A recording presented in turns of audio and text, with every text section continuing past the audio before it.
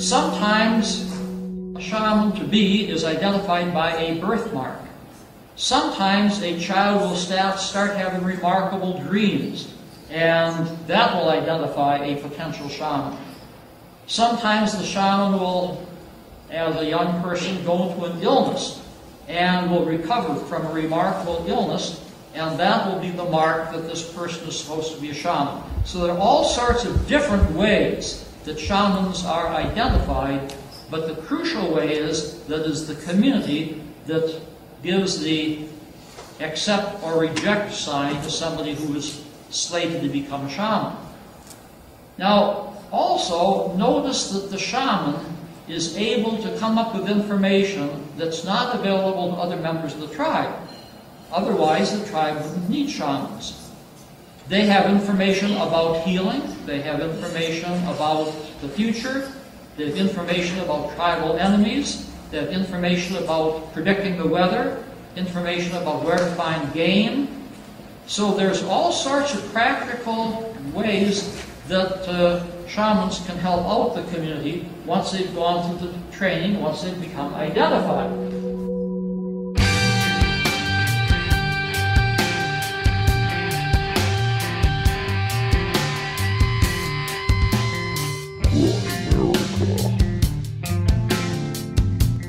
Enjoy the high as long as it's a compliment to life and not your life, you know? High right now.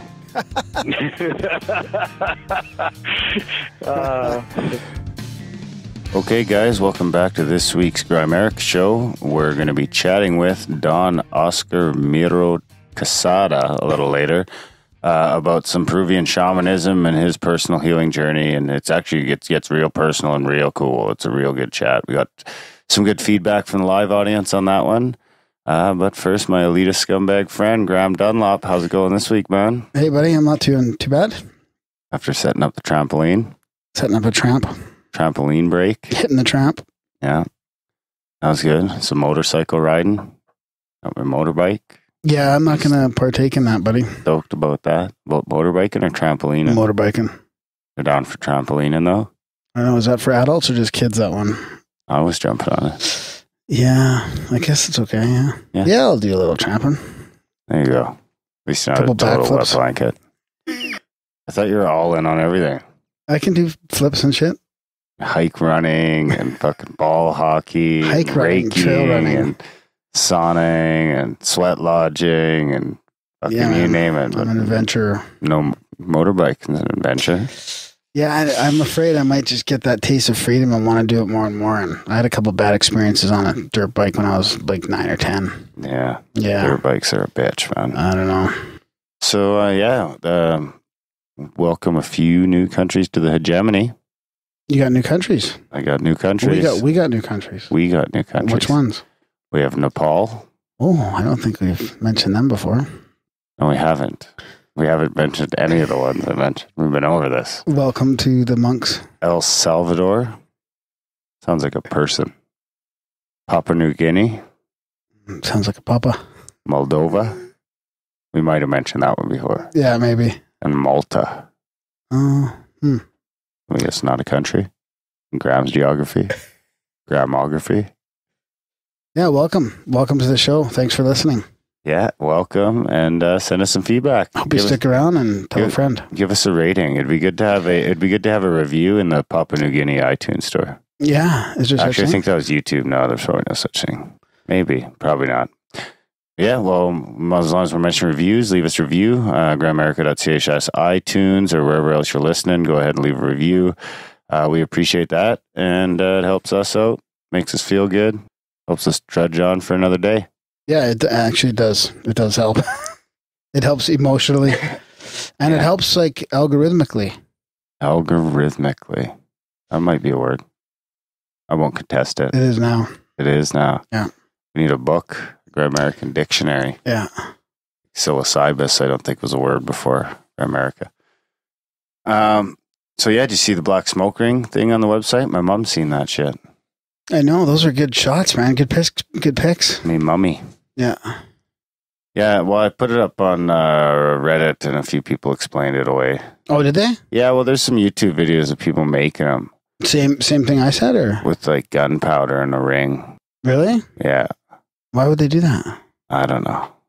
Who knows? Why do people... I could see it also being like off the smokestack or something. No. Like a big backfire. Yeah, they said backfire could be a cause of it. But yeah, it could be a trebuchet too. Wasn't that one of the... What the fuck's a trebuchet?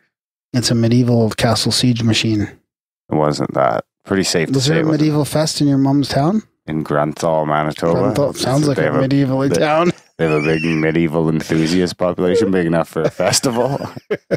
I think there's like fucking a couple hundred people that live there. It's like scattered acreages, I'm pretty sure.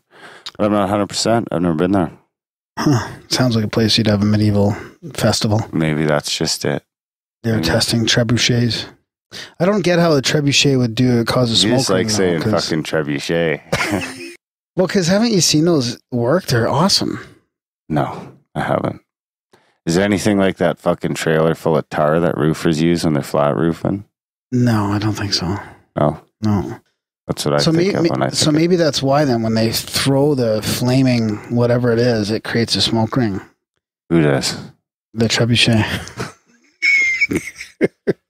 Okay, so you're stuck on the medieval festival theory. That's probably least likely than a UFO. Less likely? Yeah, less likely. No, there was another cause of the smoke ring too, and I think it was just a I can't remember now. Explosion or something like that. Implosion? Explosion? Yeah. Anyways, I linked to a cool article from Open Minds on our website on that explained away this one that was seen in the UK. It looked very similar to the one your mom saw. Yeah, grimerica.ca/ring is the URL to check it out. It was our most popular post and on. Fucking nothing took off from between Reddit and I think the Grayling Report linked to it a couple other places, and boom. Must have been because it was your mom. Yeah. Thanks, Mummy. Hi, Mom. At least your mom listens. Yeah, exactly. Thinks we're cool too. Anyway. Profound UFO quote of the week. All right, Darren tried to catch me again. It's time for the Graham's Profound UFO quote of the week. So I tried to pick one from Peru to suit our episode with Oscar. But I found one close enough, or at least sort of in that general direction. Close enough.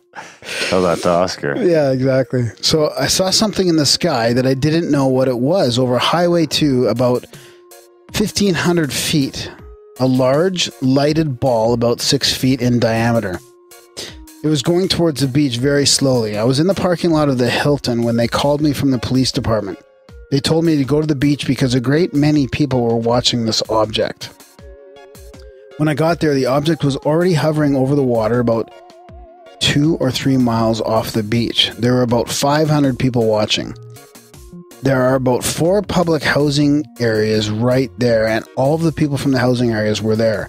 I saw one light coming down, but when I got to the beach, I noticed there were 2 objects in the water, not together, but a mile away from each other. They were hovering over the water, right about at the water level. Because of the distance, I couldn't tell if it was a few feet over the water or if they were actually touching the water. The first object stayed about an hour, but the second one lasted at least 4 hours. People came out of their houses to see the view, and people came in cars, parked on the side of the street, and went to the beach to see what was happening. I stayed until midnight, mostly keeping an eye on the group so there wouldn't be any problems. It was pretty high, like an orange-yellow light. I don't know exactly the size. As it came down, it got larger. It was pretty good sized. He likes to say that.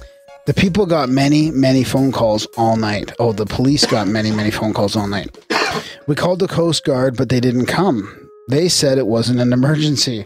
I think they were mysterious objects. I was impressed by what I saw. There were many other officers who saw this. That was, I'm not going to be able to pronounce this. Mayaguez, the police lieutenant. Oh, that must be a town.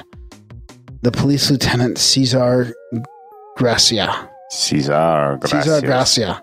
In 1977, in Mayaguez, Puerto Rico, on witnessing 2 large glowing UFOs enter and emerge from the ocean. That's a hell of a quote, buddy.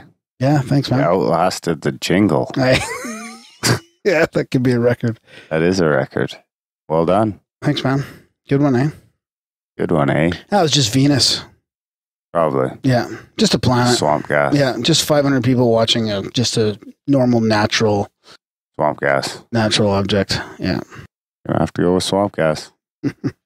So we should also mention the money bomb. Hit up the money bomb. I think we're only at about $92 with 2 weeks left. So it looks like once again we're going to barely roll over $100. So the money bomb's going to cost us in a way. Probably after the PayPal fees, we'll make $10 or we'll lose $10, or it's going to be somewhere in the making $10 and losing $10 range. So the month of the lost episodes will cost us quite a bit of money when it's all said and done. Expensive month, yeah.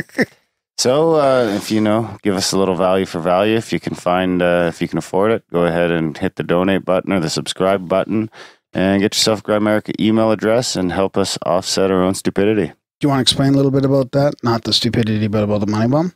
Well, you can just head over to grimerica.ca/moneybomb and get all the deets there. There's some no donation necessary entries, rules and yeah, it's a chance to win some cash. Yeah. Not win some cash, get some cash. Get some cash, yeah. So we'll be giving that away this month. Hopefully. Well, we will. I mean, we will be. We'll get. Yeah, our subscribers will put us over that. It's just, yeah. Hopefully next month we'll get what we want out of that. About 50-50. That's what we call the 50-50 money bomb. Yeah. So far it's in about 95. 95.5. 95.5. 95 to the listener. Can we call it a 1090? Can we call it a 1090 so it's like a mullet? What does that have to do with being a mullet? 1090. 1090. Really? Yeah. 10% in your hair on top, 90% in the back. Yeah. Is that a real thing? Or did you just never make heard it of up? 1090? No, I didn't make that up. I wish I could take credit for that genius. You weren't I'll probably never say anything that profound. You weren't even around when mullets were there, were you? Buddy, I had a mullet for like a year and a half. Did you really? Oh, yeah. It was fucking a thing of beauty. How old are you? I think I had it when I was with Lisa. No. Probably right before I met you. Really? Yeah. Seriously? Yeah. Did you do it on purpose? Oh, yeah. Yeah. Wow. I rocked it. I haven't had one since 1991. I remember a few years ago I had a mohawk for a while too, like a year. Year of the mohawk. I shaved my head fully once, like not to the skin, but like number 1, number 2 level. Number 1? Yeah. That doesn't count, man. You I was in like that shit. 94 kind of thing. Pick that shit and then go in the sun on a hot day. Oh, yeah. You got any spam in the bag? A little bit. Got some feedback. One I've been meaning to say from Nomis Art Dome. This goes a ways back, but he says, spam. You don't say ham, you say spam. Sorry, I can't help but sing the jingle a little bit. Can people hear the jingle? Yeah. Or do you have to paste it in later? Well, now they know our secret. So you guys have a fantastic show, he says. I now look forward to each new show. Johnny Carson used to say, you're only as good as your last one. I wonder what that means. Well, so we're good right now. I hope so, yeah. Yeah, but that's a good point, though. Yeah. Well, that's what separates the men from the boys. I knew you were going to say that. So I got another little thing here, too. Another little thing here. Yeah. That's what she said. I don't know why I like this one, but she says, I don't know if it's a she actually, it's a baby duck. And at Grimerica, this must be one of your Twitters. I love your show. It's like eating a peach. I don't know if I want to eat this. I bite, then wonder why the fuck I hesitated. I know what you mean about fruit. It can be so unreliable, but the Grimerica show is not unreliable. Whereas it was our last show and they're all good. Yeah, exactly. Yeah. But I know what you mean about a peach. I gotta try that again. Peaches are fucking delicious, man. Yeah. I got some upstairs right now. Really? Yeah, you can't have one though. Yeah, I know. So I don't want you hesitating on my peaches. You want to mention some feedback we got about our audio or something? Or? No, we got that one email from the local. Oh, right. About Alberta Stonehenge. Yeah, I don't know how we never heard of all this shit, right? People are always telling us about shit that's not too far. No. Well, it's not really an Alberta Stonehenge, is it? Is that what he's... Yeah, man. Well, I don't know. It sure looked like it in the aerial photography. Well, did you know I've been to that one, right? So he's talking about an old medicine wheel. Should be like 5,000 years old or something like that. It's quite ancient, right? So southern Alberta apparently has a few of these. And do you remember way back in that episode before? Do you remember I read about it as I was going with my friend to find it, that medicine wheel? Well, this is a different one. Do you remember? No. You must have remembered I told you I was going to search for this thing. Okay, I remember. Okay, you're just saying that now. Anyways, it was fucking cold and windy up on top of that hill. It was just ridiculous. When did you go? March. Why would you go in March? That's winter still in Alberta. Because my friends were going and I wanted to go along. Well, now you've tainted the experience. That was when I was making making hides into drums and stuff. Do you remember when I went there? I think that making hides into drums. Arrest my case. Well, I want to go check that out anyway. We should. He mentioned something about another one too. I got to look into it a little bit. Yeah, that was Brent from Calgary, I think. Yeah, he's a local dude. Local boy. Hey man, thanks for the feedback. Yeah, he gave us some good feedback too. I really appreciate it. I don't know why I can't find it right now for some reason. Anyways, I sent him some pictures of those. I got to get some directions because it's kind of out of the way. It's kind of hard to find. Just get the long and the lat, man. Put it in the GPS. Yeah? I wonder if we can get it off Can Google you do that? Earth. Why not? Maybe. Spend the time finding it on Google Earth and then just, we're there. Take the motorbike. I kind of like driving around looking back. for it. I'd rather drive around looking for it. It's more of an adventure. I don't want to sit in my computer and figure it all out first. You can go on the back of the bike. I don't use GPS. I intuitively know where stuff is. No, you don't. You absolutely do not. So, yes, thanks for the input and the ideas because I want to go check out that other place. And we still have to go to the Big Rock too. That's right. And the newsletter is coming. The newsletter's coming. RPJ gave us some new fresh artwork and Justin's working hard at it. So big thanks to him. Hopefully we'll launch that. Well, I guess we're going to be taking a week off. It'll be in September sometime. Hopefully we'll have it out before Paradigm. Symposium, of course, that's coming up as well. We're getting ready to head out to that. And yeah, that should be a good time. Yeah, it's great. Speakers. We'll meet up with a couple guests.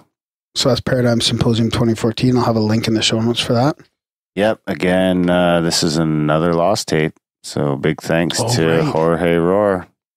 Our knight in shining armor came through and helped us out again.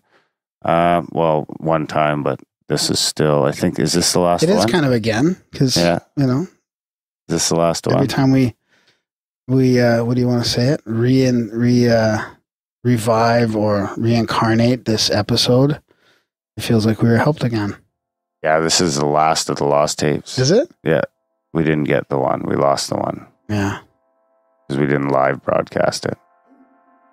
That whole convoluted tale.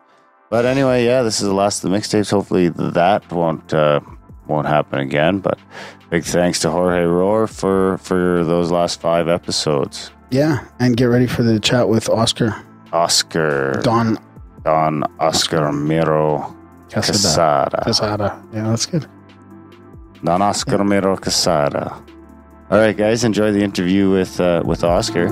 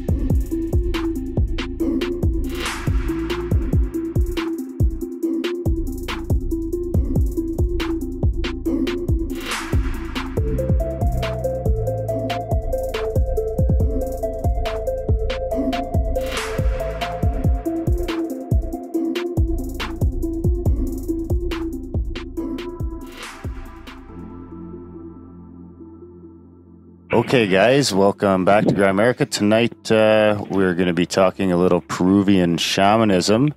with Oscar Miro-Quesada, I believe. His book, Lessons in Courage, was a good one. And but first, as always, how's it going tonight, Graham? Good, buddy. I'm excited about this one, as usual. But yeah, we're sticking on that little healing trend that we've been on lately. And as you mentioned, we've got Don Oscar Miro-Quesada. I'm going to pronounce a bunch of things wrong here, so I'm pretty sure he'll have to correct us once he gets on here. But I just finished reading his book. It was fantastic. A quick read, a good read. It was Lessons in Courage, Peruvian Shamanic Wisdom for Everyday Life. And Oscar's he originated the Pachakuti Mesa tradition of the cross-cultural shamanism. Now, he's also the visionary founder of the Heart of the Healer, the THOTH Foundation. And he's a respected, I'm going to butcher this one, Camasca Curando and something else, adept of Peru. He's been guiding cross-cultural, ethno-spiritual apprenticeship expeditions to sacred sites since 1986, especially in Peru and Bolivia. So he's also a popular faculty member at numerous U.S. colleges and universities, and his works and programs have been featured on CNN, A&E, Discovery Channel, etc. So we are just happy to have you on the show, Oscar. Welcome to Grimerica. Well, thank you so much, Darren and Graham, and to all of you that are on the cyberspace dimensions that support our dialogue. Looking forward to taking a plunge in the Akasha, in the etheric field that lies behind all phenomenal expressions of life. So this is a good shamanic venue for offering the good medicine. Like you say, you're on a healing trend. I'm very pleased to hear that. I hope I can add some different perspectives on what you understand healing to be, folks. Yes, it sounds like this is going to be a deep plunge for sure here. And that'd be a better way to say that. And I'm sure that with the amount of experience you have and the varieties of healing modalities, and I'm sure you're going to be able to really teach us something here and shed some light on some things that we haven't really talked about. Mainly some of the shamanic stuff, which we've got into a little bit. Some of our first episodes we had, what was his name again? We talked quite a bit about Stanley Krippner. Stanley Krippner, yeah. He's a very good friend. I love Stanley. I had a feeling you'd know him, yeah. So I don't even know where to start. Your book was really good. I am fascinated by quite a few parts of it, especially the way you mix up traditions in a non-dogmatic way. Like I noticed some parallels with like the Native American culture and also like Zen Buddhism and a little bit of New Age stuff. So maybe start with the genesis of your book, Lessons in Courage. Certainly. Lessons in Courage is a narrative of certain pivotal moments in my experience as a passerby on this good earth. And it is intended to present an understanding of shamanism as an evolutionary impulse, as something that resides within the soul of all sentient beings, and that it's not an exotic, foreign experience at all, that it is a universal principle that people from all walks of life, from the beginning of time, especially on planet Earth, have been engaged in its practice. It is, contrary to popular belief, the oldest living profession. It has a good competitor with that of I've heard otherwise. Concubines, sacred concubines.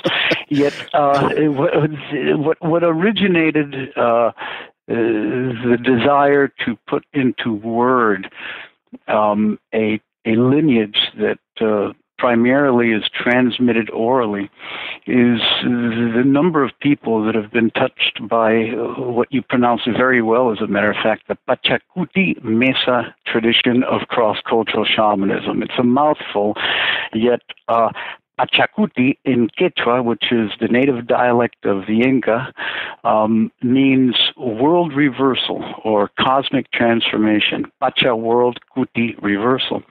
And so the practice of the Pachakuti Mesa shamanic path involves managing change, managing transformation within a ceremonial context. And it involves setting up an altar with various shamanic artifacts, power items, talismans, totems, things of that nature that are imbued with particular virtues, particular, spirit powers. And by working with these in an artful manner, you can co-create a condition that is supportive of the restoration of wholeness where separation has been experienced, and the progressive coming back together, recovering a relationship with a living soul. And that's what shamanism basically is. Now, the experiences, as you've read the book that I articulate in them, are experiences that a lot of people on this good earth can relate to, because they come from a place of having been born in a quite dysfunctional family. And it shows that even in the midst of great challenges, there are opportunities, rites of passage, moments where you can, if you position yourself more surrendered to what's happening rather than trying to control the events of what's occurring, breakthroughs can occur. So breakdowns usually can become breakthroughs, to use a common cliche. And so, I've used some of these concepts that you may associate with New Age principles, but they are notions that have existed since time immemorial and part of the perennial wisdoms of the planet. So in a way, it's my attempt to share with a broader audience how to make a shamanic awakening out of pain and suffering, really. I do like That's the bottom line. I do like how it's kind of it's a manual, really, that you can refer to and follow the instructions on just what you said, right? How to create your own, Pachakuti Mesa and do the rituals, and how you can line things up, and how you become present, I guess, and practice mindfulness. So I love that part of it. How I can go back here now and look and follow it. Correct. You really have captured the essence of the book. I can tell from the way you've described it. There are 5 chapters that correspond to the 5 directions or medicine embodiments of the altar ground known as the Pachakuti Mesa. And the heading of the chapters are trusting soul, honoring spirit, opening heart, transforming mind, and healing body. THOTH. Thoth, the ibis-headed scribe of the Egyptian pantheon, the thrice great Hermes Trismegistus. And those 5 directions, which do involve working with body, heart, spirit, mind, and soul, because all shamanic practices has to be inclusive of these different dimensions of our human experience. In the chapters of the book, start off with an example of real life that's happening right here and now that creates disharmony, and then a teaching from my own life experience using parallels of what I went through and how I transformed through them into being a medicine person. And then at the end of each chapter, there are hands-on practices that can be followed by any person from any walk of life that has an inkling for ceremony and ritual as a valuable thing to do. And it's good medicine for the world, I may say so. I had the great honor of collaborating with my co-author, Dr. Bonnie Glass-Coffin, who's in the cultural anthropology department at Utah State University, and she happens to be the world's foremost expert on female folk healers of Peru. So we had a wonderful time. I've known her for a while. She's an adept at the Pachakuti Mesa as well, and a very close collaborator in many of the work we do through the Heart of the Healer Foundation. And yes, she is of equal intimacy in my life, shamanically speaking, as good old Stanley is, that you mentioned at the opening. Is it still, we have a great family. Is a female shaman still? Is it still shaman? Like, is that the term, or is it medicine woman, or? Well, in Peru, the word shaman really is Tungusic. It's from Siberia, Samang, S-A-M-A-N, and it literally refers to the Siberian shamanic tradition that involves deep states of trance and altered states of consciousness to contact spirits, and in many cases allow the spirits to be incorporated and embodied. And so, it's a way, it's a path of transcendence, as Mircea Eliade calls it. It's a technology of the sacred, and I see more the Peruvian approach to shamanism, a technology of the heart, rather than, because really curanderismo, as it's called in Peru, is literally translates into the act of healing. Curanderismo, to curar is to cure or to make better, and ismo is the act of it. So the act of healing, and all acts of healing to be effective, at least in my experience, must be understood as a labor of love, must come from a place of deep empathy, compassion, and love, and a desire to accept the person in front of you or the community in front of you, not as ill, not as flawed, but perfect, exactly the way they are, even in the midst of pain, suffering, and disease, and to embrace that disease and allow it to be held so that it will naturally shapeshift, run its course, and change form. And so in that sense, the folk healing of Peru doesn't necessarily involve contacting spirits and calling on spirits. It's more of a ritual honoring of our human divinity. I hope I'm making some sense here. Yeah, I love to hear the way you describe that, because you put so much emphasis on actually having to have the empathy and the compassion, and you have to truly believe it. And when we talk to people like Amit Goswami, these quantum physicists, they're talking about how we're shaping our own realities every second of the day, and everything's only possibilities. But he was talking the same thing, how, just thinking something doesn't affect your reality. It takes that emotion. It's like that emotions have more, more of a ripple effect, I suppose, in whatever it is we're in. I understand perfectly and agree wholeheartedly. It's all about the heart. Nothing like feeling.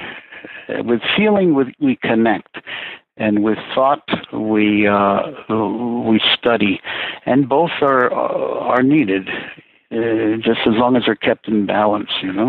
So for people, people are skeptical sometimes of this type of shamanic healing, and along with all other alternative types of healing. So, could you tell us a couple stories of some of the healing that you've experienced, just to sort of wet the whistle of the people that may be just a little bit unbelieving? Well, I'm going to give you, I'm going to share a story with you that is also articulated in the book that is going to make the listeners even more incredulous of this. So I don't know if I'm not sharing this to convince others that these non-ordinary approaches to healing truly exist. On the contrary, I'm going to just speak from my experience. At age 10, I was taken from Lima, which is in the coast of Peru, up to Chosica by my family because I had severe asthma that resulted in me having to have IV drips, intravenous drips of dexamethasone, which is, basically cortisone, steroids, to be able to even open up the alveoli of my lungs to breathe. And I was very frail and basically a walking zombie. I could not run. I could not go outside, and I was in that condition for almost 3 years, and I was slowly slipping away.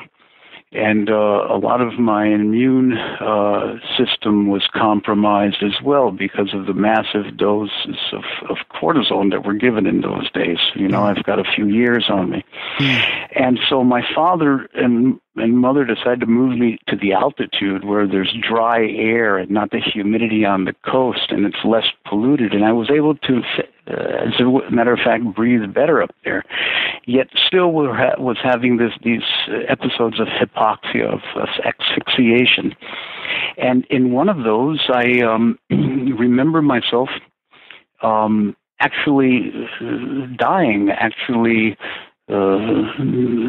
slipping away between worlds and eventually sinking into my bed and everything becoming dark around me and my pulse and my heart stopping. And I knew that I was moving into the realm of the netherworld. And I hear this, at first imperceptible, speaking out of my name that grew progressively louder and louder. And all of a sudden, I came back into my body, and in front of me, there were these 3 luminous, wizened old beings, the typical Merlin types that you could imagine. And they were wearing these shimmering white robes of light. And they had long, wispy gray hair and long beards, and they were about 7 feet tall, and they moved with the most exquisite grace, and they left traces of light wherever they moved their hands. And they were standing in my room in the dark there, one to my left, one to my right, and one in the front of my bed. And they began to communicate telepathically with me. And it's a long story, but you've read this in the book. Yeah.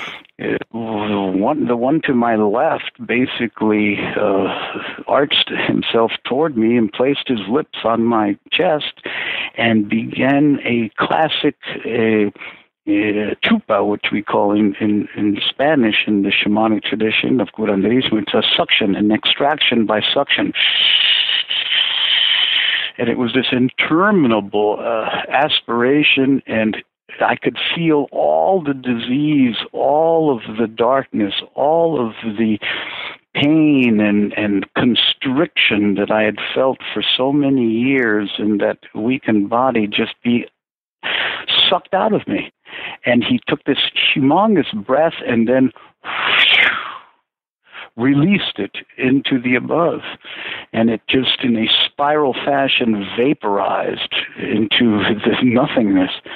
And from that moment on, I never had asthma again. And so you may not call this a classic shamanic intervention by a 3-dimensional human maestro or maestra or adept at the arts. Yet that's the level of non-ordinary healing that we're talking about does exist around this planet. And it's a matter of various variables, conditions, and circumstances converging at a certain moment in time-space in which the portal is opened between our consensus reality and that more transcendent ultimate ground of being in which everything is possible. And these wormholes happen all of the time, as you well know from having interviewed many of your guests. They are bridges between worlds. And visitors of various dimensional intelligence are able to make themselves present in service to those that yet have to evolve into the light themselves. My experience is that everything that we consider of an elevated spiritual nature, angels, archangels, the kingdoms, the principalities, the Elohim, all of our star relatives, our alien types, all of our demonic relations are really ourselves in the future. And we're just catching up to being that more refined state of consciousness that we see embodied in them. In a way, it's, the universe is us. That's my own personal understanding of what's going down with these healing modalities. That's funny. We're convinced that the igloo actually exists on the fringes of some sort of a wormhole, because when we're in here trying to get prepped for our shows, it seems like the time just disappears. I'm sure you guys also have some allies that you stay in close contact with that know how to open and close the alchemical furnace. I like the way you were describing how you were kind of healed of your asthma, because I'm actually in the middle of reading a book, Black Smoke, by Margaret DeWise, where she's talking about her doing ayahuasca healing for her breast cancer, and she describes the same thing where the shaman was like sucking it out, and she could visualize this black smoke coming out of her chest. Yes. Well, ayahuasca, that's a whole other medicine, of course. We in Peru were very we approach the use of our plant relatives in a very sacrosanct manner. We enter into a deep relationship of communion with them and consecration of their presence in our life, and it is not just to induce an altered state of consciousness. It's truly to enter into what we call a compacto, an allegiance, and you take an oath in a way that it's between you and the plant, that you will be a purified instrument of its magic and medicine in the world. And it requires a long period of initiation and apprenticeship in these arts to do it properly. That said, there's a dime a dozen of a lot of people offering these experiences in Peru and elsewhere and all over the world, out of the traditional, removed from the traditional context. And, I have nothing against that, except that there's no community afterward. People have these experiences and then go back into the same dysfunctional environment that they're in. You gotta. I feel we have to always keep this in the context of a sacred community for it to really be honored in a good way. We've heard that before. Actually, that that's a concern of some. That was probably from what's his name again? Stanley. Stanley. Yeah. So, and what is the one that you describe in your book? San Pedro or something like that? Is that? Yeah. It's San Pedro is what we use in the northern coastal and central highland areas of Peru. Okay. And it's a mescaline-based cactus. Okay. You've heard of the four winds. It's this ribbed cactus that is of the family of the peyote, and its name is Trichucerios peruvianis or Trichucerios pachanoi, its botanical name, and its alkaloid is mescaline, and it induces deep vision and heightened sensitivity and expanded intuitive capacities, and also allows the soul of Pachamama, of Mother Earth, to reveal herself in an extraordinary manner. And we use these on Tuesday and Friday nights. That's usually when the ceremonies take place in the rural communities and indigenous circles that I've been privileged to do my apprenticeship in. Mm-hmm. And the ceremonies can start anytime from 8 or 9 or 10 in the evening, and they last until the first ray of dawning. And there are various phases or steps to the ceremony that involve very elaborate rituals of purification, of cleansing, of raising, of extraction, and of flowering or blossoming, with a lot of perfumes and songs and chants and smoke and tobacco, and imbibing through the nose this, vile tobacco alcohol concoction. Yet all of that is done within the context of a deep spiritual tradition, right? Mm-hmm. And so it's not the alkaloid of the plant; it is the soul of the plant that we sing our songs to, that we call forth for assistance. And it's a very different experience because it's not about getting high, right? It's about expanding one's awareness of the multiplicity of shamanic allies that there are surrounding you in nature as well as within yourself. And it's a remarkable experience. Everybody imbibes, even the children that come.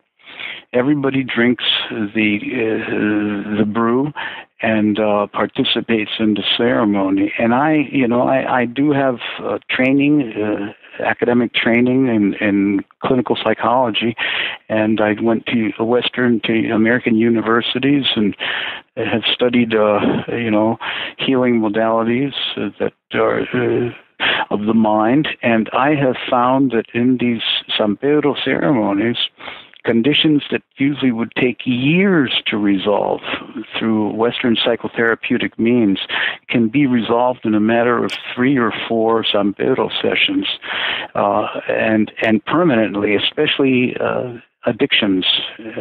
Ayahuasca is also very effective in the treatment of heroin and crack addiction and things of that nature. Mm-hmm. Wow.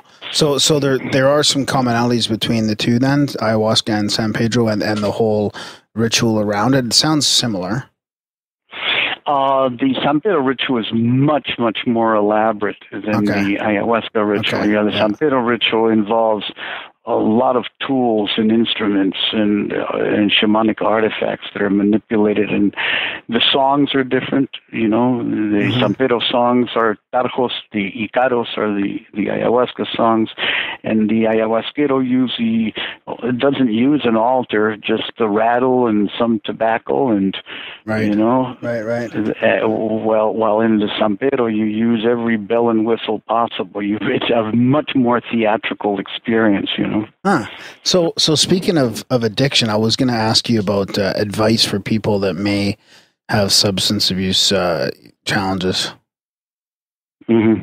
Well, what type of advice? You talk about it in your book a little bit, but besides going down and experiencing a San Pedro thing, is there any other experiences you have or advice for people at all? Well, in my own personal life,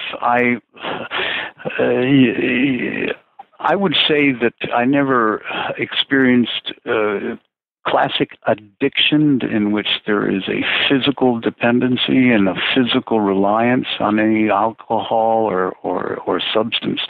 Yet I was, because of my own inner demons and dragons and shadows that I was not addressing, I tried to numb myself. So I found refuge in substances, and yet never felt dependent. It's not like I had to have a drink or a snort of cocaine or anything like that to wake up in the morning and go to work, So yet I did, escape. I used it in an escapism manner. And so it was a little different than addiction. The term addiction, when we're talking about heroin or other substances that are physiologically, really at the genetic level, start to make themselves needed.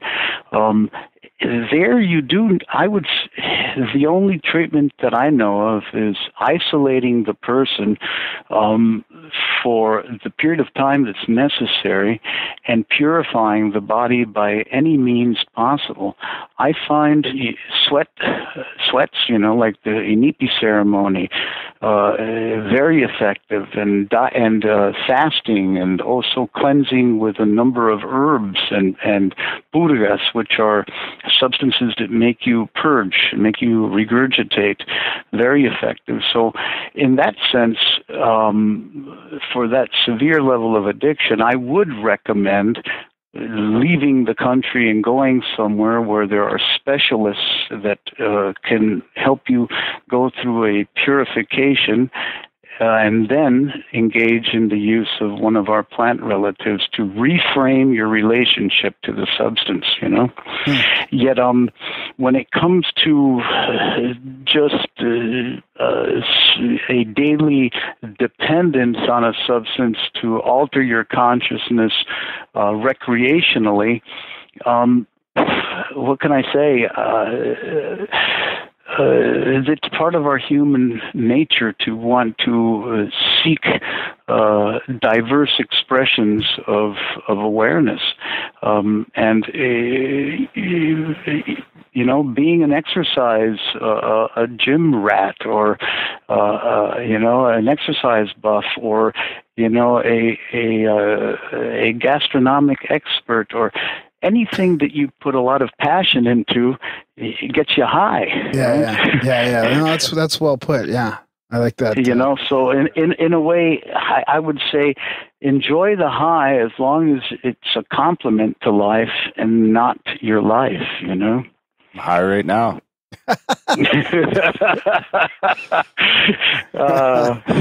That's good. And you're complimenting our shamanic journey here, Darren. Yeah, that's good. So I guess there's a lot of other questions I have here. I was fascinated by there's so many journeys that you had there, but I wanted to talk about was it Rama, R-A-M-A, that the Rama mission. The Rama mission. Yeah. Well, the Rama mission is a very interesting contactee group that I early on, during the most difficult time in my own, meltdown, I encountered very serendipitously through a lot of synchronicities. And the Rama mission in Peru was founded by Sixto Paz Wells. He was a young man that at 18 years old began to receive these psychographic communications where his arm would start twitching like mad, and he had to pick up a pen and would go into this automatic trance writing. And he started to write about these elder guides that had a satellite base in Ganymede, that they had originally come from the star system Orion. And in Jupiter's largest moon, Ganymede, there was this artificial domed city. And they had come to our planetary system on a mission, not only to save their own civilization, because one of I believe it was Rigel, had just gotten too large, and therefore their planet was not able to withstand the heat, so they had to migrate. And they went all over the place, but a particular group called the Rama Elders came to our planetary system. And this may sound like so far out to you guys. Not to us, but to some people. I'm speaking from experience here. They started to communicate with this young man, and told this young man that they would show up at a particular day in a particular place south of Lima, Peru, which is the capital, in a valley, a desert, inhospitable valley called Chilca. And in Chilca, they showed up, and over time, he started to receive more and more messages from them, and was told to bring certain close friends of his to these encounters.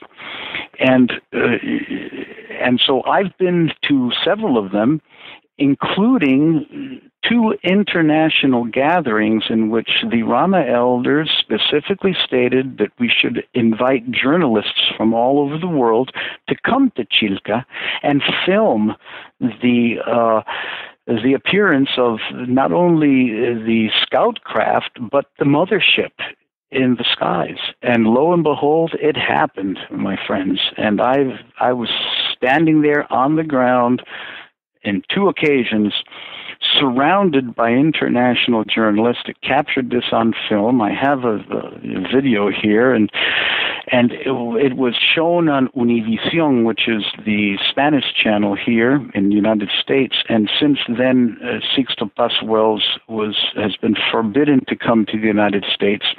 And the immigration department set up a situation where when last time I had invited him, which was right after the harmonic convergence in 1987, to come to Atlanta, right after that, he was framed and accused of illegal money laundering, which was BS, and he was threatened with incarceration if he didn't leave. And so he was banned from the United States right after that video came out. So these encounters with the Rama elders were very similar. They were very similar to what I experienced at age 10, except that instead of the Merlin-looking, wizened, elders in shining robes, these looked more like clean-cut angels. They had like baby skin, and they did not have long hair, and they were not elderly. They were, a projection of the idealized Greek or Roman god. So in a sense. I'm sorry. I wonder if that's. I wonder if that's something. I often wonder when people, they describe all these different entities differently. I wonder if that's more something inside ourselves that we see what we need to see at that time. Like maybe when you're younger, seeing an elderly looking, older guy makes you feel more comfortable. Well, yeah. Anyone who's had near-death experiences or have been to the various bardos that await us after our bodily transition will attest to the fact that we are first welcomed by those that we feel most comforted by, and eventually slowly are introduced to the fact that everything is a projection of our own level of spiritual maturation, and eventually we are going to be comfortable with just merging and dissolving into the light. But until that, there are steps, and those steps are always replete of beings and family members and other expressions of one's highest aspiration of what spiritual reality is like. and love is like, until one is able to, take the training wheels off and ride a unicycle and then just levitate eventually. So going back to that encounter, when was that again, that encounter? Oh, the one with the Rama mission? Yeah, the one that was sort of videotaped and... Yeah, well, that was in, let's see... Like the mid-80s? We're talking, it was the first one that brought the journalists to Peru was, I believe, I wasn't at that one. That was in 83. The one I'm talking about was in 85, as a matter of fact. Yeah, so... And 84 and 85. Those were the two that I was present at. Huh. And did that cause a lot of waves in Peru? Like, did that create a bit of a storm there? I mean, it must have made some headlines and all. I mean, it made headlines everywhere, yeah. It was prompted by JJ Benitez, who was a journalist from Spain who had come down on a lead story to interview Sixto. He was sent by the newspaper that he worked with in Spain. Oh, I think that's one of our... Benitez, yeah. Yeah, Red Pill Junkie, one of our contributors here. I think that's his favorite journalist from back then. So anyway, go ahead. He did a wonderful job in being able to make credible his encounter with the Rama elders in the Chilca Desert when he went down to Peru. And as a result of that, the Rama guides tasked Sixto to contact JJ Benitez again and tell him that he wanted to bring his colleagues down. So it started only as a group of Spanish journalists, but all of a sudden, every Spanish-speaking journalist on planet got wind of it, and they all showed up, including journalists from Univision in Miami, And so that's how that happened. And so it's in the Rama mission, in my experience, other than the Eugene Siragusa group out of Italy, is the only contactee group that has scheduled encounters. Right. We receive psychographic communication ahead of time. We're told the place, we're told the time, we're told the people that are supposed to be there, and bing, you show up, and boom, there they are. And I don't know any other contactee mission that is afforded that that opportunity.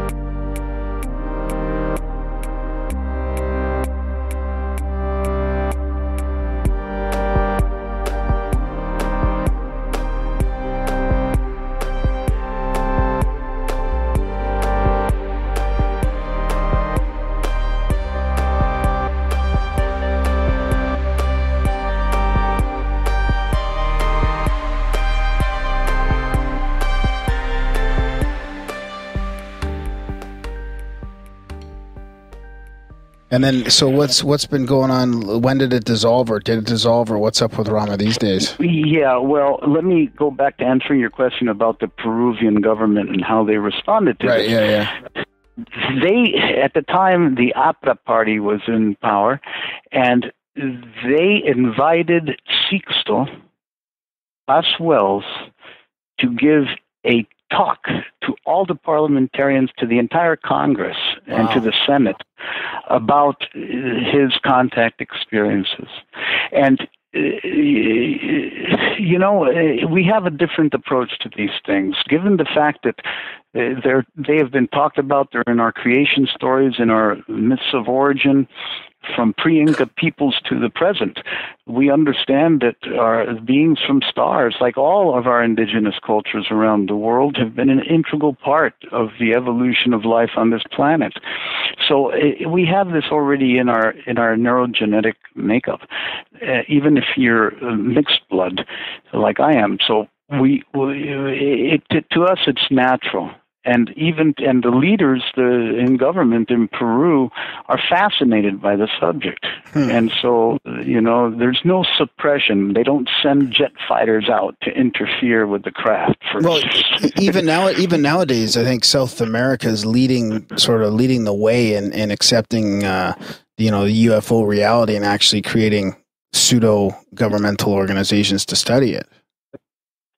Well, yeah, like the IPI, the International Planetary Relations Institute, is part of the Astronomical Society of Peru. So they have a contactee, a specialized contactee unit within the main observatory of the Astronomical Society of Peru, on the highest point of Lima. So it's pretty awesome. Yeah, that's a great example right there. That's so far away from where we are. We have a fucking UFO landing pad, dude, just up the road. Yeah, it's ridiculed by the government. Yeah. It's just so obvious. Come on. If you have two neurons that are firing together, you should be able to entertain the possibility of life beyond Earth, Yeah, we're just stuck in a lot of dogma here, that's all. It's all control issues. Yeah. So I wanted to also ask, before we run out of time here, about the similarities between some of the traditions. Like when I was reading your book, it really reminded me a lot of the native medicine, sort of medicine men, woman traditions and that type of thing. Was that you putting all that together in your Pachakuti Mesa, or was that something that is just in naturally there's these parallels between native cultures across the world? There are some core principles and practices that shamanic small-scale tribal societies share that are ubiquitous on planet. Yet they're not spoken about. They are not articulated. And what my primary mentor, Don Celso Rojas Palomino from Salas, Chiclayo, who I studied with from 1969 to his passing in 1982, at least 2 to 3 months every year, he bequeathed me with carrying on this lineage and basically sanctioned me to bring the practice of Huachuma or San Pedro ritual shamanism to the northern regions, to the developed world, because he said the only way our stupid people here in Peru are going to stop thinking that these things are superstitious, and because we know curanderos and curanderas were persecuted by the law. It was a crime to practice there because it was a threat to the medical establishment. They were having more success in mesadas than they were in hospitals in many cases, because it's not just the use of the San Pedro. These people are master herbalists, bone setters, midwives. They have an ethnobotanical repertoire that would make any biochemist envious in a modern pharmaceutical industry, So we have this wealth of medical knowledge that is just practiced. It's never been really cataloged and analyzed and organized. And a lot of it is transmitted in story and in parable and in metaphor. So it's very difficult to find a language that will make sense to a person that's not born in that cultural milieu. And because of my university studies in the United States and my ability with the English language and the credibility of having college degrees at relatively well-known universities, Celso was no fool. He said, this is the perfect guy. I want him to take the medicine there, to put his words on it, and then show the gringos to value it, bring the gringos back to Peru, and when our own people see the gringos practicing it with heart and with reverence and with respect, they themselves are going to realize that they should do it themselves. And lo and behold, he was right. And that's why we see this huge resurgence of shamanic practice, especially, the arts of Peru being adopted by so many Westerners here and in Europe. And so the Pachakuti Mesa cosmovision is something that I originated, that blends the southeastern highland shamanic priesthood known as the Pakokura, or the path of payment, with the northern coastal healing arts known as Wachuma curanderismo. I brought both of these traditions together and integrated them into the use of this ritual altar. And then, because of having majored in psychology and minor in comparative religions and studied all sorts of other things, I managed to realize that there was a common language in an interdisciplinary field, known as clinical parapsychology, that I had the great honor of being part of when I was a student at Duke in the 70s. And then after that, we developed with Bill Roll, the person who coined the term poltergeist, with Raymond Moody, Mike Aaron, Stanley Krippner was part of that group too. Wow, that was when you moved to the States there? And that's when I moved to the States.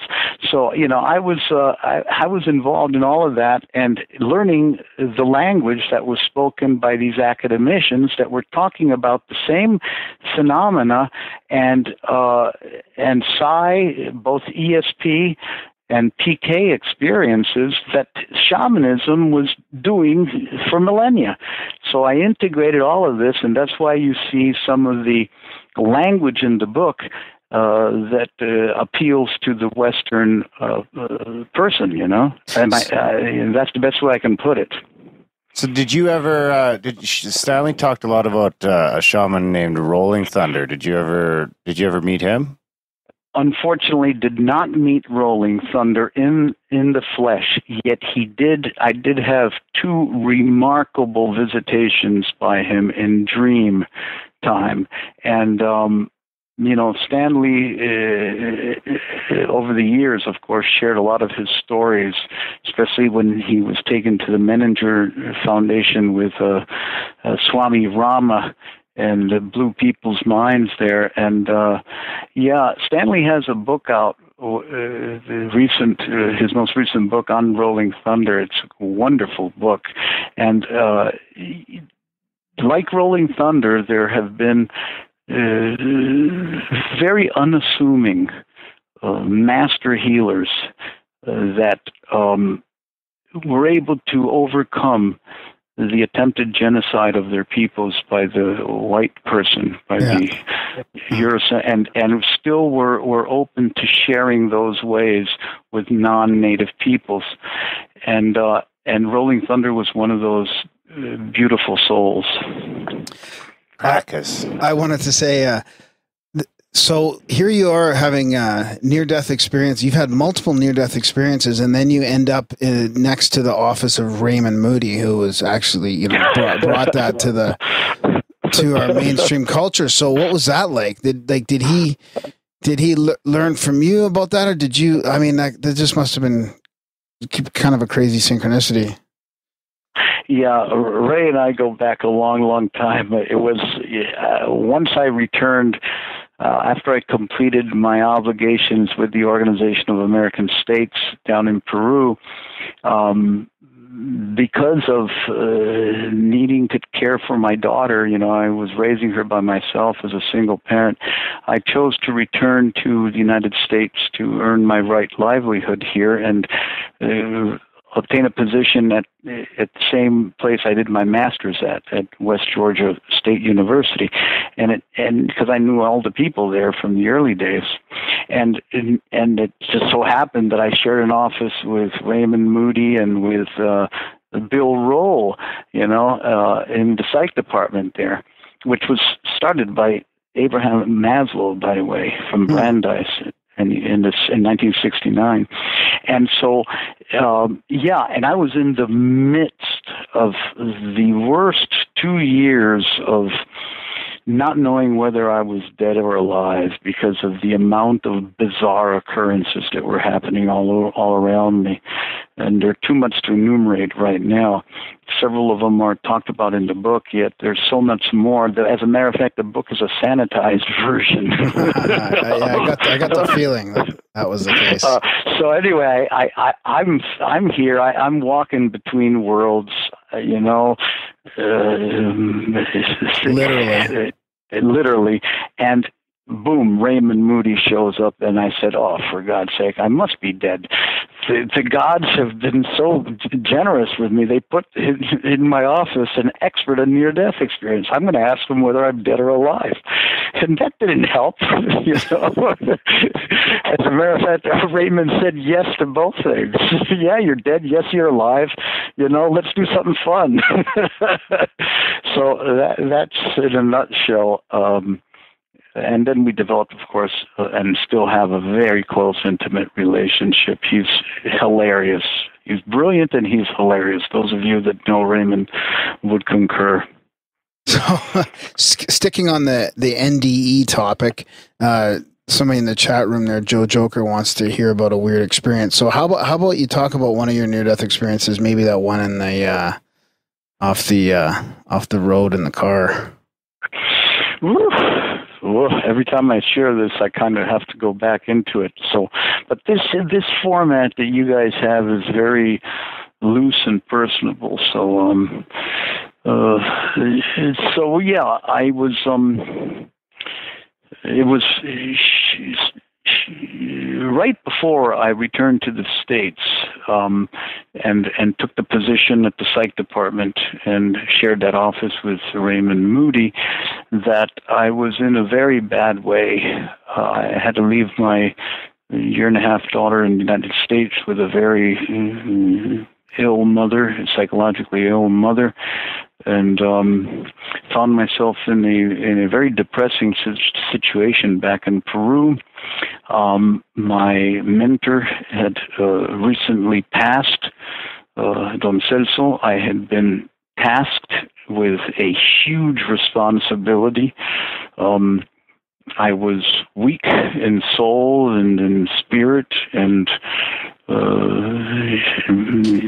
working very hard, yet, had a psychotherapy practice and was working for the Peru's petroleum company and substance abuse prevention, all the while was a raving alcoholic and drug user. And so I was living this double life, and it was tearing apart. And so as one last ditch attempt, I took my brother's car out for a spin during the curfew, because there was a military curfew there due to the Shining Path terrorist group at the time. So it was illegal to go out at night. But I took it out anyway, and I was, quite inebriated, and was driving very rapidly down the coastal road of Lima, called La Costa Verde, and accelerated and was crying, hysterically, and took my hands off the wheel and told Creator, if you exist, if there's any reality to you, do something, give me some signs, because I'm done. I don't want to be around here anymore. And I was 33 years old at the time, and I just floored it, and the car started driving itself. And everywhere it was going, the street lights would extinguish themselves. So I'd pass by the lights, and boom, boom, boom, until the entire coastal area of Peru was entirely blacked out. And I kid you not, I swerved up and started to climb up back, because it's like the cliffs in Big Sur in southern in California. That's how the coast of Peru, except that it's desert. There's not much trees. And started climbing up, and went up to the highest point of the road, and continued to floor it, hands off the wheel, the car driving itself. My brother, that I inherited the car from, had just died of cancer. And I just want to drop that little piece in there. And all of a sudden I see this roadblock saying, peligro, no cruce, precipicio, say, danger, no cross, precipice. And there was this barricade there, and I just floored it, and that's the last thing I remember. And it led over the cliff down back to the road down below, which was about a 250-foot drop, and or more. And then all of a sudden I wake up, and the car is completely total crashed. I'm bleeding from my forehead. I had hit the steering wheel, and there was blood everywhere on the windshield. And I was limp, and I was in this brightly illuminated, typical Peruvian neighborhood. Yet it was like nighttime, but there was almost, it was like a soccer stadium with floodlights. And I could hear this woman up in the window of one of the houses saying, "Está muerto, he's dead, he's dead, he's dead. Policía, police, he's dead.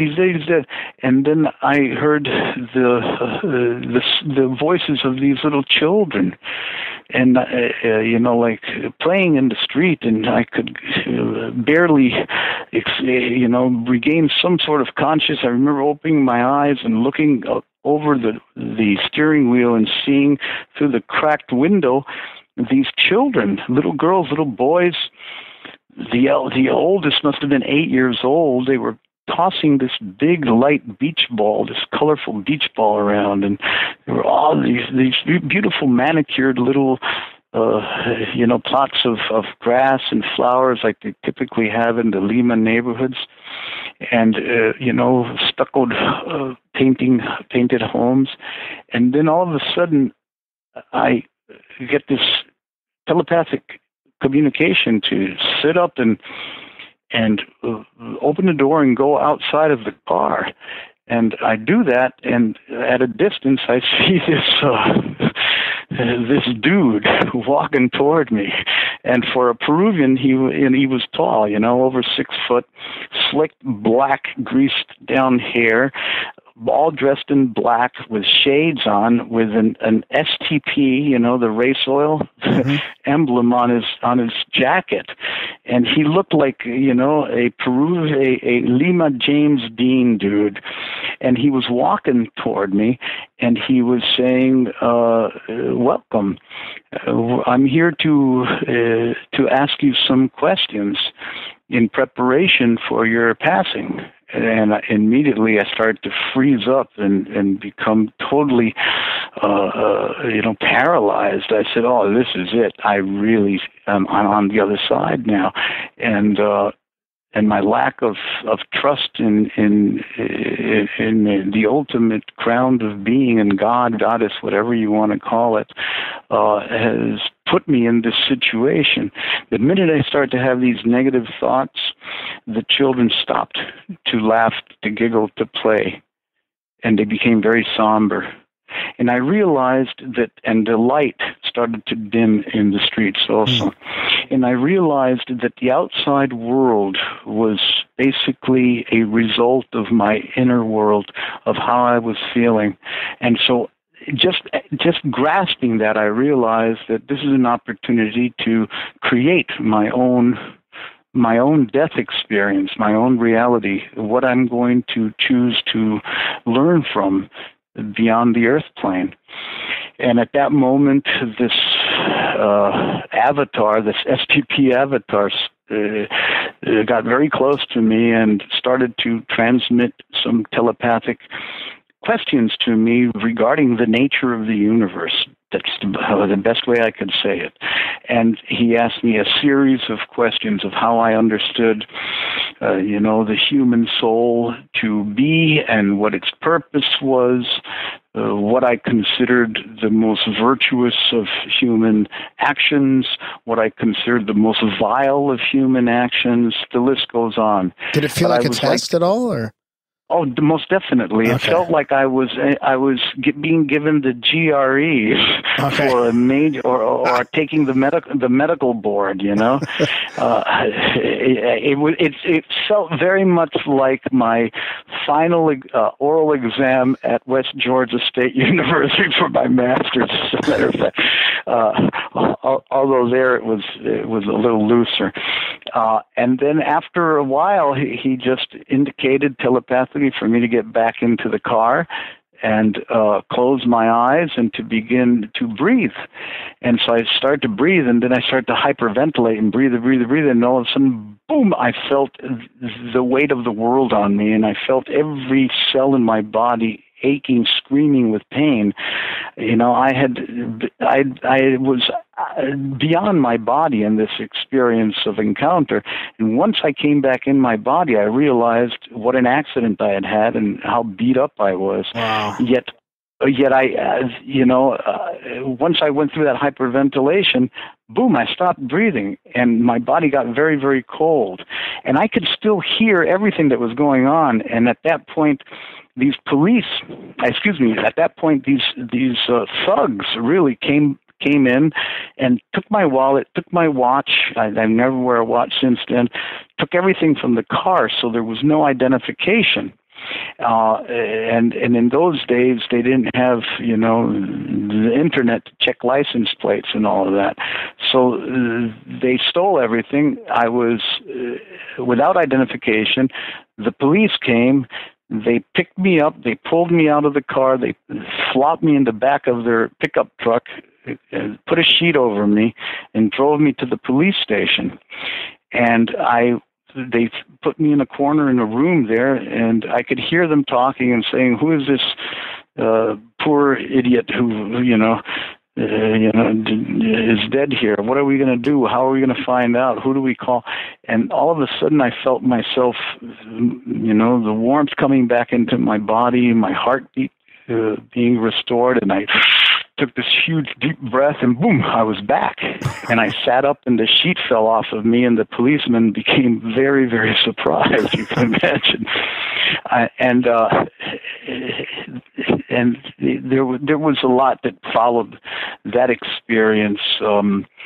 Yet it took me a while, Darren and Graham, to come to peace with the fact that it was okay to not know whether I was dead or alive, that I still had to get up in the morning and do my best to navigate the world in a loving way and earn right livelihood to support my daughter. And during that near-death experience, I was also given the scenario of what it would look like for me to be on the other side, which I really was looking forward to. But then I saw the suffering of my parents. They had just lost their first son, and I saw my daughter growing up without me and the life that she would have, and I chose to come back for them. Instead of continue. And so at that point, I realized that, I'm here now. Where else can I go? 4T in Mind in the chat room was asking about negative NDE experiences. And then after hearing that, would you consider yours a positive one? And I guess on the other side of that, have you heard of any negative ones? Do people talk about negative, like a more sinister NDE, or is most of them just going towards the light type thing? There's a whole range of experiences, right. And it depends on how well prepared you are for the passage. Huh. That's the bottom line. You know, if you're prepared for the passage, you're not going to be tested as much. And all the wrathful deities, all of the quotes, negative unquotes, demonic or archetypal beings are just waiting to be loved. If you do not try to fight them and just embrace them, they'll shapeshift. It's just like anybody who's communed with any plant relatives and they have a bum trip, or those that grew up in the 60s and had bad acid trips, and you start seeing your tripping partner turn into Satan, into the adversary. if and grow tentacles and stuff, if you just sit with it and allow those tentacles to become flowing Godiva-like locks, you end up making love to the demon, right? So a lot of it comes back to your perception again, right? That's been my experience. So I do have one more question before we run out of time here from 14 Mind in the chat room. And then I always get the last question. Yeah, that's true, Darren. Yes, you do. Darren's in control here. He likes the control. Someone has to be. That's right. Parapsychology, like it'd be interesting to get your take on how it's changed over the last couple decades or whatever. But 14 Mind's question is, do you think that parapsychology will ever be taught again at an accredited university? Well, it is taught at accredited universities, The California Institute of Integral Studies. As a matter of fact, the psychology department at the State University of West Georgia. West Georgia had the first parapsychology, curriculum there was. They were offering a master's degree in parapsychology. It's not a matter of teaching parapsychology within a respected academic setting. It's a matter of doing what IONS does, the Institute of Noetic Sciences. What Persinger is doing up at McGill University. It's about really bringing it into the world where it's going to make a difference, where it's going to help us. Right. We can study parapsychology all we want. Yet if we do not, make it a pragmatic, available skill that can be used for healing, for diagnosis, and for spiritual growth, it's just still going to remain on the fringe. That would be my answer to that. I think parapsychology is kind of fields like quantum physics and that are kind of backdooring it to make it a little easier as well. Oh, certainly. I mean, there's no para in psychology, and there's no supra in natural. It's all this. It's a vast continuum of possibilities that we're just tapping into, and the more we awake to the fact that our greatest ally is our imagination, and learn how to discipline that imagination. All the dormant potentials that once in a while show themselves will become available in a manageable form. Think of this alone, and this is the phenomena of spontaneous combustion, in which people just vaporize and a little foot is left, right? That speaks of the most extraordinary power that is embodied at the cellular level, at the quantum level, that is the equivalent of nuclear fusion, right? Not fission, but fusion. And we have the sun within us that when it goes haywire, such as sometimes when there's excessive solar spot activity in our planetary sun, can create a wobble that is felt in all the telecommunication systems of this planet and result in blackouts on a massive scale. And that same power is within our bodies, and it results in these spontaneous combustions. Harnessing that is the task of universal shamanism, is the task of third millennial shamanism. And that is at the core of everything that seems magical, but is really a natural part of who we are as homus universalis. Wow, well said, and very, very non-dogmatic too. I love it.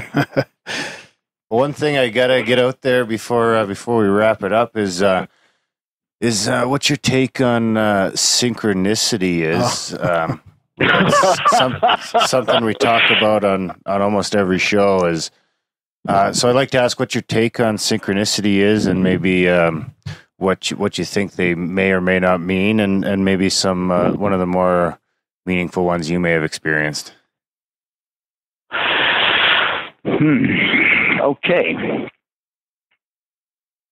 An acausal connecting principle, according to Jungian understanding of the dynamic of the psychoid archetype, which is the bridge between spirit and matter.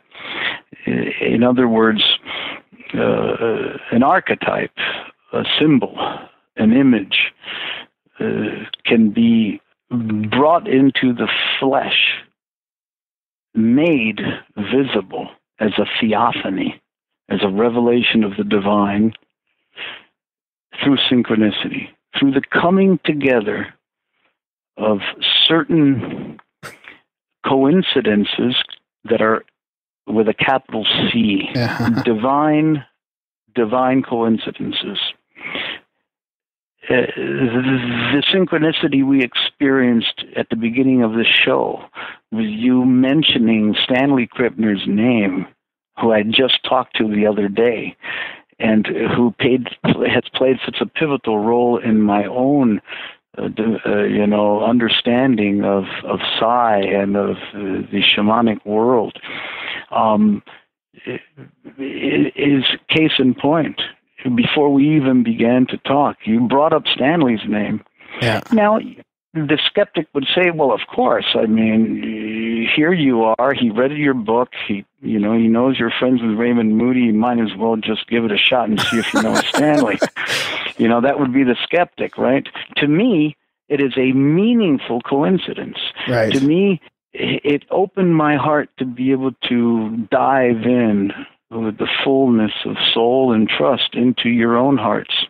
And that, to me, is at the core of what synchronicity is. Wow. Well said again. I'm glad Darren's been asking that. We've been getting some amazingly well-spoken answers on that. One day I'll string them all together. Yeah. Yeah. It sounds like a great book, brother. Yeah. Well, we'd like to really thank you for taking the time to come on the show, Oscar. We recommend all our listeners pick up a copy of the book. Yeah. Did you have anything else you wanted to plug, or any shows or anything like that? Sure.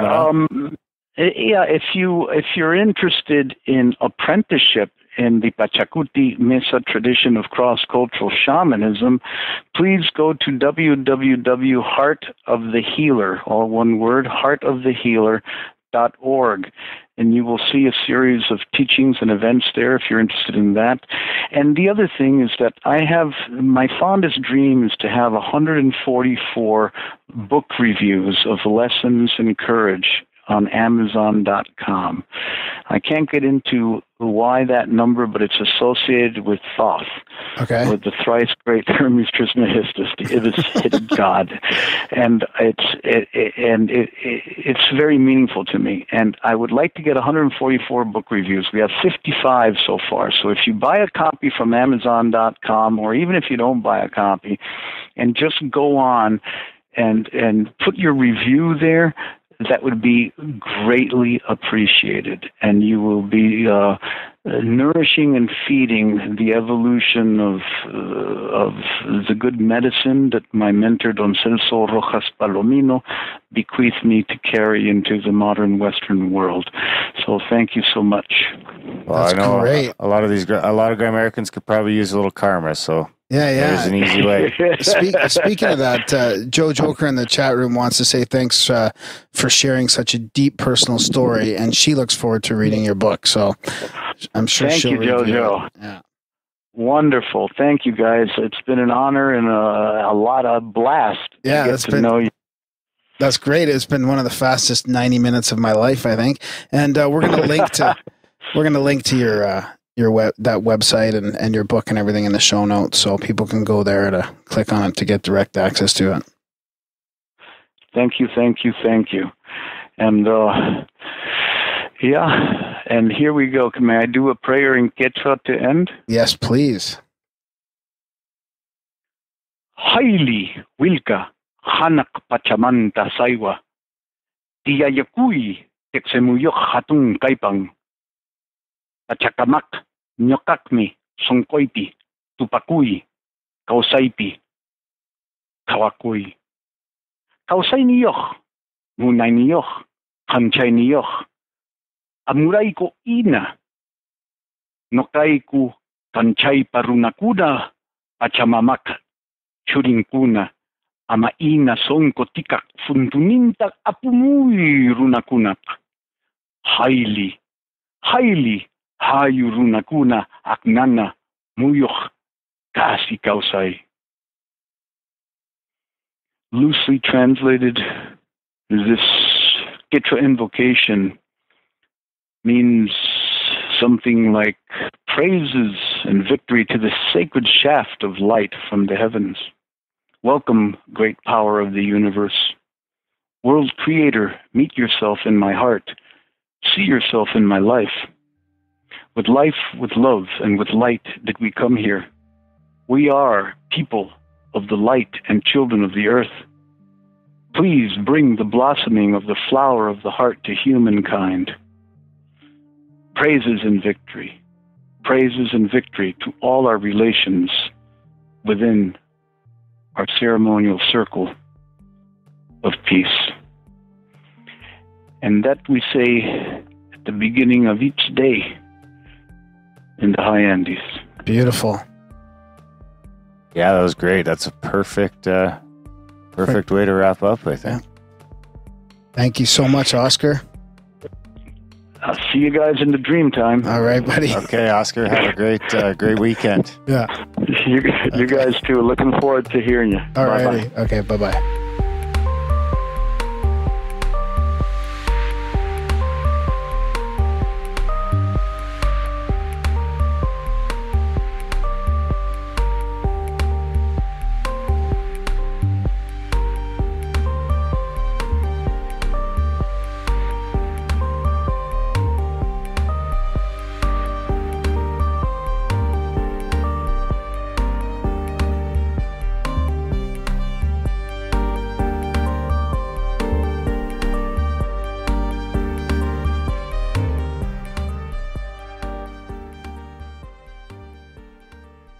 And welcome back to the Grimerica show. See, you always say that the same. You always make fun of me for saying the same. I don't thing. say it the same. You say it the same. I just said it differently. Time. I didn't even say the this time. So, welcome back to Grimerica show. I just proved you wrong right there. What me laugh. Anyways, we want to thank Oscar, Don Oscar. Should I say the Don every time? I don't think so. No? I think you can call him Oscar now. Oscar Miro-Quesada, and that was a fascinating chat. I loved it. He was pretty good, pretty funny. Yeah, I like the prayer at the end there. Good times. Yeah, and he's got that the Healer of the Heart Alliance, the THOTH, and I love how he was chatting with our previous guest, Kripner. Yeah, the Krip seems to get around. Kripner and those guys, and yeah, it's awesome. Yeah, fascinating stuff. Very non-dogmatic. I love all that open-minded. Putting it all together, right, with all the common principles. Yeah, and big thanks to him for telling us some pretty personal stories and stuff like that on the air as well. So that was nice of him. I know it hit home with a few people in the chat room and probably a few people listening on the podcast. So, yeah, definitely. So big thanks to us for coming on the show. We'll link to his books and everything else in the show notes as usual. And, of course, we're off for a week or so, week and a half. We don't even know who our next guest is. So There's that. Our next we got plenty in the can. We've got our next releases will come out with regular. Yeah, will be a dual episode with a graphic novel and the web comic, Emmy Bittner and Alex Teplish. Yep. And then after that, we'll probably come out with the talk with Werleman. Yeah. I think he's the op-ed writer or something like that. Yeah. Socialist, kind of. Yeah, socialist, kind of. Not a global warming enthusiast. And then after that, I can't remember. There's a few more in the can for sure. That One Great Year, that was a real fun one too. Yeah, that was good. That'll be a good one. That's coming out soon. So check out the Money Bomb. Help us out. Give us a pat on the back. Grimerica.ca/moneybomb. Spam the shit out of Graham. Check out the live feed. There's nothing on there now, but maybe I should spell my name since you can't pronounce it. So my name is Graham at Grimerica.com. How should I say it? Graham. No, don't. Just stick to your Graham. Graham? Yeah, it doesn't sound good. No, it doesn't. It's Graham. No. Dimebag. You don't have to say it whiny like that. Graham. Right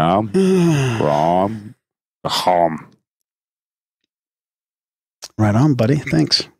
Yeah. And then twit Darren at Grimerica. Twit at Grimerica on Twitter. Check out the Facebook page and review the show. Please review the show. And I think that's about it. You'll find everything in the show notes.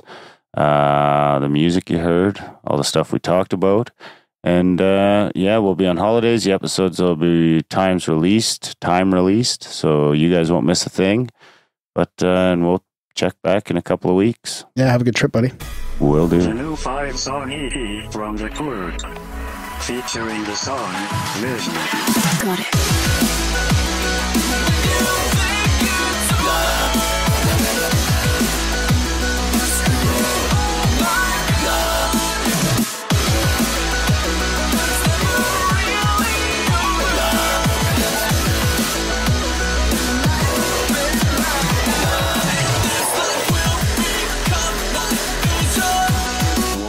Galaxies.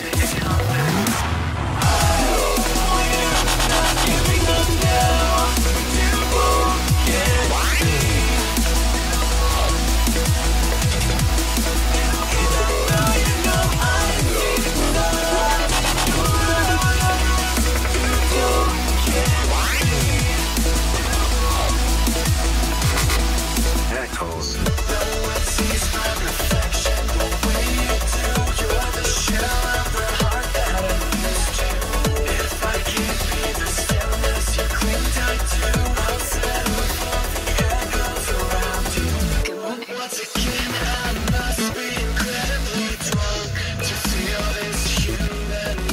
The Watcher.